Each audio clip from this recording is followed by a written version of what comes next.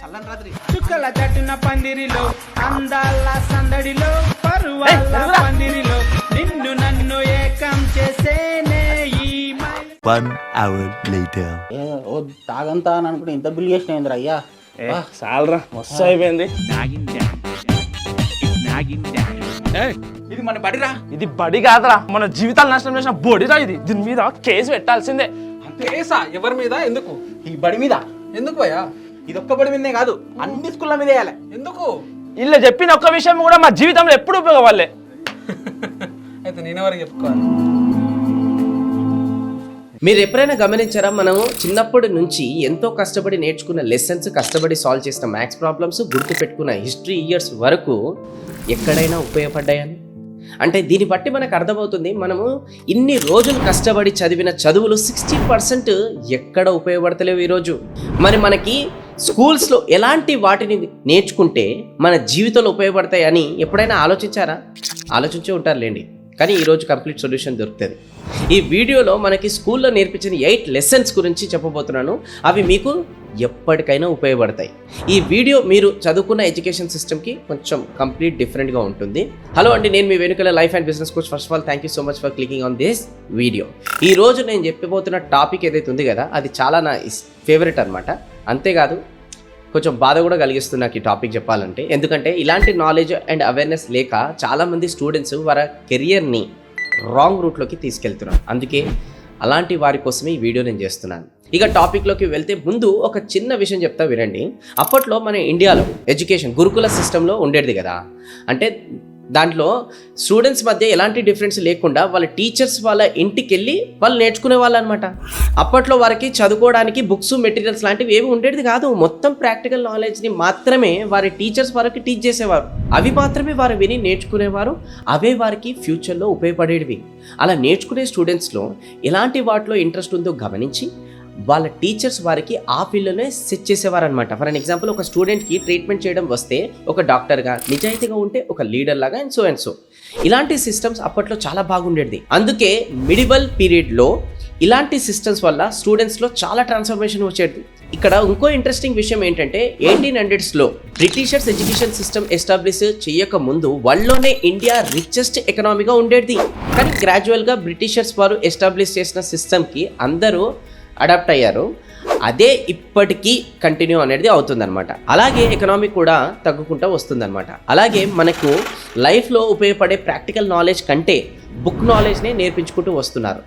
అయితే present students కానీ teachers కానీ ఫేస్ చేసే మెయిన్ ప్రాబ్లమ్స్ ఏంటో ఇప్పుడు మనం డిస్కస్ చేద్దాం. ఫస్ట్ వచ్చేసి ల్యాక్ ఆఫ్ విజన్ అనమాట. అంటే ఫ్యూచర్ గురించి ఆలోచించకుండా ప్రజెంట్ ఎలా ఉంది, చుట్టుపక్కల వాళ్ళు ఎలా ఉన్నారు అనే వాటిపైనే ఫోకస్ చేస్తున్నారు. అంతేకాని వాళ్ళకంటూ ప్రాక్టికల్ విజన్ అనేది లేదు. ఫ్యూచర్లో ఎలాంటి గోల్స్ సెట్ చేసుకోవాలో కూడా తెలియట్లేదు అనమాట. ఇక రెండోది వచ్చేసి ఏంటంటే మెమరైజింగ్ బేస్డ్ సిస్టమ్. నేను చిన్నప్పటి నుంచి చూస్తున్నా, ఇప్పటికీ కూడా అదే బట్టి సిస్టమ్ అనేది పట్టిపిస్తున్నారు అనమాట. చేపల్లాగా రాకుడు. కానీ ఒక్క దగ్గర కూడా ప్రాక్టికల్గా అది నాలెడ్జ్ అనేది షేర్ చేయడం లేదనమాట. నిజం చెప్పాలంటే ఈ జనరేషన్ పిల్లలకి ప్రాక్టికల్ నాలెడ్జ్ ఎంతో అవసరం. ఎందుకంటే వారు ఎంతో కష్టపడి నేర్చుకున్న నాలెడ్జ్ని కూడా ఎక్కడ ఎలా ఇంప్లిమెంట్ చేయాలో కూడా తెలియకపోతే ఏం లాభం? మీరే చెప్పండి, ఒకసారి ఆలోచించండి. ఇక మూడోది వచ్చేసి అవుట్డేటెడ్ టాపిక్స్ని ఇంకా పిల్లల పైన రుబ్బుతున్నారు. హిస్టరీ తెలుసుకోవడం మంచిదే, కానీ అందులోనే ఉండిపోయి ప్రజెంట్ గురించి ఫోకస్ చేయకపోతే ఎన్నో ఇబ్బందులు అనేది పడాల్సి వస్తుంది ఇప్పుడు అండ్ ఫ్యూచర్ జనరేషన్ కూడా. అందుకే ఎప్పటికప్పుడు అప్డేటెడ్ టాపిక్స్ని ఇంట్రడ్యూస్ చేస్తే బాగుంటుందని నా పర్సనల్ ఒపీనియన్. ఇక నాలుగోది వచ్చేసి ఏంటంటే student teacher ratio in class room. ఇప్పుడు గమనిస్తే ఒక క్లాస్లో 100 మంది స్టూడెంట్స్కి ఒకరే టీచర్ ఉంటున్నారు. అలాంటప్పుడు వారికి ఎలా నేర్పిస్తారు చెప్పండి? అదే అప్పట్లో గురుకుల సిస్టంలో అయితే ప్రతి స్టూడెంట్కి స్పెషల్ కేర్ తీసుకొని మరీ నేర్పించేవారు. 5th వన్ వచ్చేసి టీచింగ్ స్టైల్. ప్రజెంట్ చాలామంది టీచర్స్కి నాలెడ్జ్ ఉంది, కానీ దాన్ని కరెక్ట్గా డెలివర్ అనేది చేయలేకపోతున్నారు. ప్రజెంట్ ఉన్న చాలామంది టీచర్స్లో పేషెన్స్ అనేది లేదు, తగ్గిపోతుంది డే బై డే. ఒక స్టూడెంట్కి నేర్చుకునే దాకా వీరు అనేది చెప్పడం లేదు. వీళ్ళకి ఓపిక ఉన్నంత వరకు వీళ్ళు చెప్తున్నారనమాట. ఒక స్కూల్లో టీచర్ లెసన్ చెప్తున్నప్పుడు స్టూడెంట్స్ నిద్రపోతున్నారంటే ప్రాబ్లము అక్కడ టీచర్దే, స్టూడెంట్స్ది కాదు. ఎందుకంటే వీళ్ళకి అలాంటి స్కిల్స్ అనేది లేదు. అందుకే ఈ మెథడ్ చేంజ్ అవ్వాలి. అప్పుడే స్టూడెంట్స్లో కూడా పేషెన్స్ అనేది పెరుగుతుంది. ఇక ఆరోది వచ్చేసి ఏంటంటే కాంపిటీషన్ గేమ్. అప్పట్లో గురుకుల సిస్టంలో ఇప్పుడున్నట్లు గ్రేడ్స్, ర్యాంక్స్, ఓపెన్ కేటగిరీలో 5 ఆల్ ఇండియా ఫస్ట్ ర్యాంకులతో పాటు 2, 4, 6, 7 ర్యాంకులు మరియు అన్ని కేటగిరీల్లో 10 లోపు 23 ర్యాంకులు ఇవి ఉండేది కాదు. అందుకే స్టూడెంట్స్ అందరూ చాలా హ్యాపీగా నేర్చుకోవడానికి ఇష్టపడేవారు. కానీ ఇప్పుడు నేర్చుకోకపోతే ఎక్కడ వెనుక పడతారో అనే భయంతో బట్టి పడుతూ వాళ్ళు కష్టపడుతూ నేర్చుకుంటున్నారనమాట. ఈ గ్రేడింగ్ సిస్టమ్ వారి ఎడ్యుకేషన్ పైననే ఎఫెక్ట్ పడట్లేదు, ఈరోజు వారి మెంటల్ హెల్త్ పైన కూడా చాలా అంటే చాలా ఎఫెక్ట్ పడుతుంది. ఇలా ఉంటే వారికి ప్రాక్టికల్ నాలెడ్జ్ ఎలా పెరుగుతుంది మీరే ఒకసారి చెప్పండి. ఇక 7వ వచ్చేసి మనీ గేమ్. ప్రజెంట్ ఉన్న పెద్ద problem, one of the biggest scam ఏదన్నా ఉంది అంటే ఇదే ఎడ్యుకేషన్ స్కామే. ఒకప్పుడు నాలెడ్జ్ని షేర్ చేసుకునేవారు, కానీ ఇప్పుడు ఇది అమ్ముకుంటున్నారు. ఓకే, ఇది ఒక one of the business model అనుకోండి, దానికి ఎక్కడ నేను ఎక్కువ స్ట్రెస్ చేస్తలేను. కానీ మరీ ఇంతగానం ఉండాలా ఒకసారి మీరే ఆలోచించండి. ఈ విషయం చాలామంది పేరెంట్స్లో ఉండిపోయింది. అందుకే చాలామంది పేరెంట్స్ వారి పిల్లల్ని చదివించడానికి కూడా ఈ మధ్యకాలంలో ఆలోచిస్తున్నారు. సో ఇప్పుడు మనకి మన ఎడ్యుకేషన్ సిస్టంలో నేర్పించని 8 విషయాల గురించి నేను చెప్పబోతున్నాను. అండ్ నేను గ్యారంటీ ఇస్తున్నాను, ఈ విషయాలు కనుక ప్రజెంట్ ఎడ్యుకేషన్ సిస్టంలో ఇంట్రడ్యూస్ చేస్తే మన ఇండియా ఫాస్టర్ ఎకనామిక్ గ్రోయింగ్ కంట్రీగా అవుతుంది. దాంట్లో ఫస్ట్ వన్ వచ్చేసి ఏంటంటే ఫైనాన్షియల్ లిటరసీ. ఒక స్టూడెంట్కి డబ్బుని ఎన్ని విధాలుగా సంపాదించుకోవచ్చు, వచ్చిన డబ్బుని ఎలా సేవ్ చేయాలి, ఎక్కడ ఇన్వెస్ట్ చేయాలి, ఎలాంటి స్కిల్స్ ఉంటే నువ్వు అనుకున్నంత డబ్బుని నువ్వు సంపాదించుకోగలవు, ఫైనాన్షియల్గా కంట్రోల్ ఎలా ఉండాలి అనే విషయాలపైన మనకు స్కూల్లో అనేది నేర్పించడం లేదు. అందుకే ప్రజెంట్ మనము చూస్తున్నాం, మనలో చాలామంది అప్పులలో ఉన్నారు. ఎంత సంపాదించినా కూడా సరిగ్గా సేవ్ చేసుకోవడం తెలియక చివరికి ₹1 కూడా వాళ్ళ దగ్గర మిగలట్లేదన్నమాట. అర్థం చేసుకోండి మీరే. అండ్ ఈ డబ్బుని ఎలా సంపాదించుకోవాలో కూడా చాలామందికి తెలియక, ఈవెన్ వారికి కొన్ని స్కిల్స్ ఉన్నా కూడా వాళ్ళు డబ్బులు సంపాదిస్తలేరు. అండ్ ఇంకా మెయిన్ ప్రాబ్లం ఏంటంటే ఫైనాన్షియల్ లిటరసీలో సరైన నాలెడ్జ్ లేక చాలామంది లోన్ ట్రాప్లో కూడా పడుతున్నారు. ఇవి స్కూల్స్లోనే నేర్పించి ఉంటే ఇంకా బెటర్గా ఫ్యూచర్ని డిజైన్ చేసుకునే వాళ్ళమే కదా మనం అందరము. అందుకే ఇలాంటి సబ్జెక్ట్ని చిన్నప్పటి నుంచి ఇంప్లిమెంట్ చేస్తే మనకు కానీ మన నెక్స్ట్ జనరేషన్ వారికి కానీ చాలా యూస్ఫుల్ అవుతుంది. సో దీన్ని దృష్టిలో పెట్టుకొని నేను మీకు హెల్ప్ చేయాలనుకుంటున్నాను. Very soon I'm going to conduct how to become financially free in a strategic way. ఒక 2 days వర్క్షాప్ అనేది కండక్ట్ చేస్తున్నాను. దానికి సంబంధించిన డీటెయిల్స్ అనేది డిస్క్రిప్షన్లో ఇస్తాను. ఇంట్రెస్టెడ్ ఉన్న వాళ్ళు అటెండ్ అయ్యి ఫైనాన్షియల్ ఫ్రీ అవ్వాలని నేను కోరుకుంటున్నాను. రెండోది వచ్చేసి ప్రాక్టికల్ లైఫ్ స్కిల్స్. అంటే మన లైఫ్లో యూస్ఫుల్ అయ్యే చిన్న చిన్న స్కిల్స్ ఉంటాయి కదా, cooking, cleaning, basic mechanic are electronic repairs at home. ఇలాంటివి మనకు స్కూల్లోనే నేర్పించుంటే బాగుంటుండే. అందుకే ఈరోజు నేర్పించలేదు కాబట్టి ప్రతి చిన్నదానికి మనమేమో వేరే వాళ్ళపైన ఈరోజు డిపెండ్ అవుతున్నాం.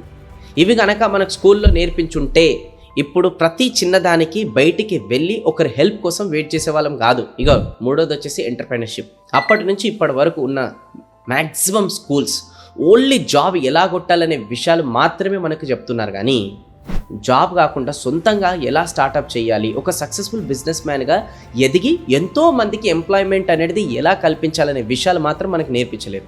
అందుకే ఇప్పటికీ కూడా ఎంతోమంది టాపర్స్ ఒక్కరి దగ్గర అంటే ఒకరి కింద వాళ్ళ జీవితాలు అనేది ఆగిపోయినాయి.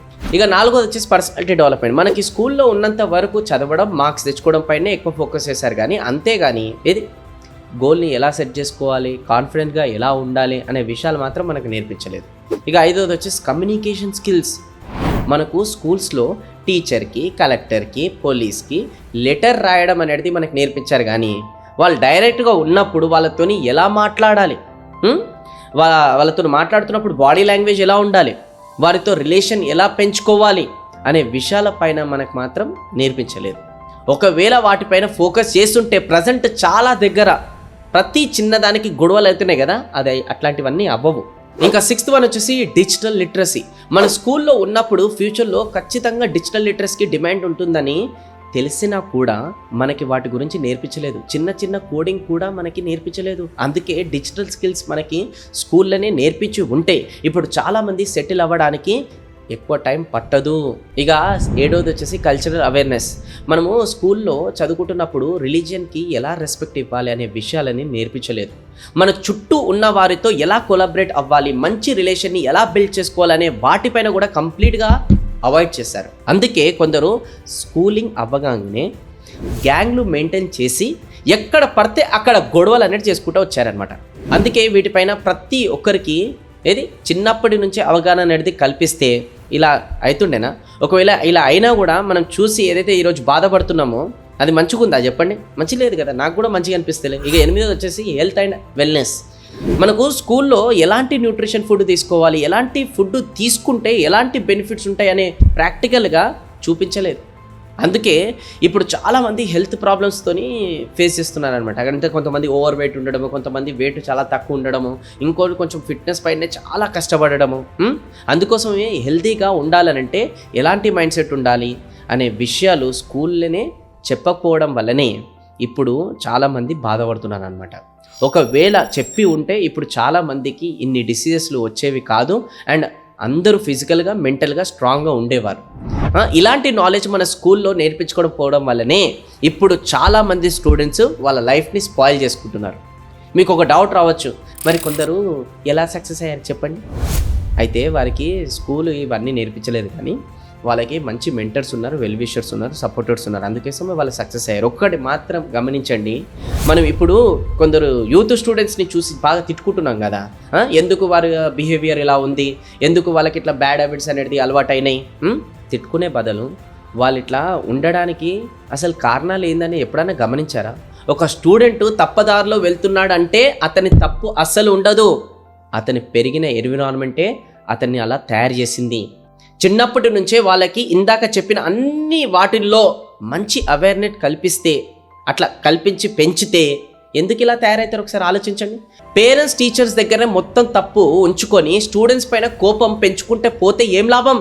అందుకే మన ఫ్యూచర్ ఎప్పుడు మన చిన్నప్పుడు పెరుగుతున్న ఎన్విరాన్మెంట్ పైనే డిపెండ్ అయి ఉంటుంది. అందుకే స్కూల్ లైఫ్లోనే అన్ని వాటిపైన అవేర్నెస్ అనేది కల్పించాలని నేను కోరుకుంటున్నాను. అందుకోసం ఈ వీడియోని ప్రతి టీచర్కి, ప్రతి స్కూల్ మేనేజ్మెంట్కి, పేరెంట్స్ షేర్ చేయాలి. అండ్ ప్రతి పేరెంట్స్ కూడా చూడాలి, ప్రతి యంగ్స్టర్ కూడా చూసి ఎవరు నేర్పించకుండా కూడా మీరు నేర్చుకోవాలని కోరుకుంటూ ఈ వీడియో అనేది నేను ఎండ్ చేస్తున్నాను. ఈ వీడియో నచ్చినట్టయితే మీరు ఖచ్చితంగా లైక్ చేయాలి. అండ్ ఏ పాయింట్ పైన ఈ రోజు నుంచి మీరు ఫోకస్ చేస్తున్నారో కింద కమెంట్ బాక్స్లో కూడా తెలియజేసి ఈ వీడియోని మొత్తం కూడా దయచేసి వైరల్ చేసి ఎంతోమంది యంగ్స్టర్స్ని కాపాడాలని మనస్ఫూర్తిగా కోరుకుంటున్నాను. అలానే పేరెంట్స్కి నేను ఏం చెప్పదలుచుకున్నానంటే, కష్టపడండి, మంచిగా చదువుకోండి, మంచి మార్కులు తెచ్చుకోండి, మంచి మార్కులు తెచ్చుకుంటే మంచి జాబ్ వస్తుంది అని ఇట్లా చెప్పకండి. దయచేసి కష్టపడి చదువుకోండి, కష్టపడి చదువుకుంటే మంచి మార్కులు వస్తాయి. మంచి మార్కులు వస్తే రేపటి రోజున మీరు జాబ్ ఇచ్చే పొజిషన్లో ఉంటారని ఇట్లా చెప్పి పెంచండి. అప్పుడే స్టూడెంట్స్ దాన్ని బేస్ చేసుకొని వాళ్ళు చదువుతారు.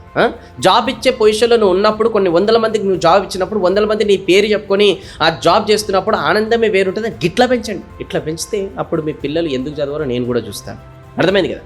మళ్ళీ నెక్స్ట్ వీడియోలో కలుస్తాను. Till then bye bye, take care. నేను మీ Venu Kalyan, signing off. Thank you so much. Jai Hind.